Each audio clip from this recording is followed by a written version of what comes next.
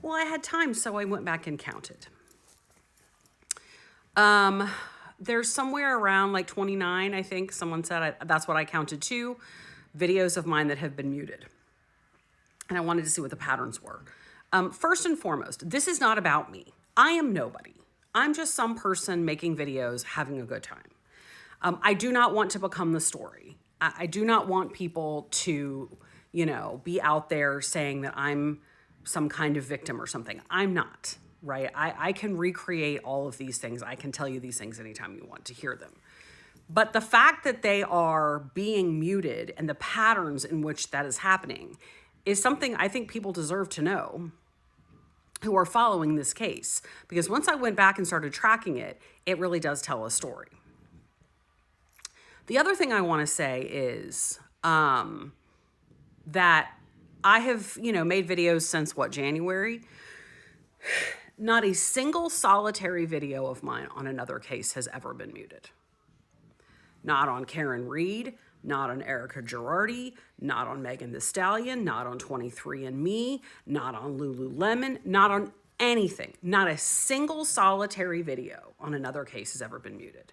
There were a handful of videos that were muted that looked like they were just like, what color are your nails and whatever, like personal stuff. So maybe those were just throwaways or maybe those were accidents, but not a single video I've ever done on any case other than Lively Baldoni has ever been muted. So I think people should know that as well. I am not saying specifically what I think happened here. I'm not saying specifically who I think did it, but I think the information speaks for itself and I think people deserve to know it. So here we go. By far, it will surprise no one, the videos that were muted the most are videos about Vanzan. There was the first two, the original two that got muted, and I had to then remake them and call it the legal demand for papers. So we start with two, okay? I'm not adding those onto here. Starting with the new ones that I've just looked at today. So we start with two, Vanzan. This is 3, 4, 5, 6, 7, 8. 8 of the 29 videos are about Vanzan. The next biggest group is videos about the now dismissed Wayfarer case against Reynolds, Lively, the New York Times, and I forgot Leslie Sloan, okay? That case that has since been dismissed. The number of videos that were muted on that case are 1, 2, 3, 4, 5, including, you can't see at the top. This is literally a video I was just like, oh, this case just got filed. Here's what the allegations are, muted. So that's 5 on the case against, the Wayfarer case against Lively, Reynolds, New York Times, and Leslie Sloan. The next category is famous people. Taylor Swift. Taylor Swift. Information about famous people. I can't remember if this is specifically about Taylor Swift, but that's 3 videos about famous friends of the Lively Reynolds. 1 video about the creator subpoenas, which, I did a lot of videos about those subpoenas. I did at least 4 or 5. But for some reason, this is the only one that was muted. So just one about that. I would have thought there'd been more about that. And then my other favorite, legal ethics. The ethics of practicing law. 1, 2, 3. So again, please don't make me the story. Please don't go after anyone on my behalf. I don't want to be on TMZ. I don't want that. But I think people who are following this case need to know that even somebody as small as me saying things as anodyne as I'm saying had 29 videos muted. And there are 0 of those that are critical of the Wayfarer parties.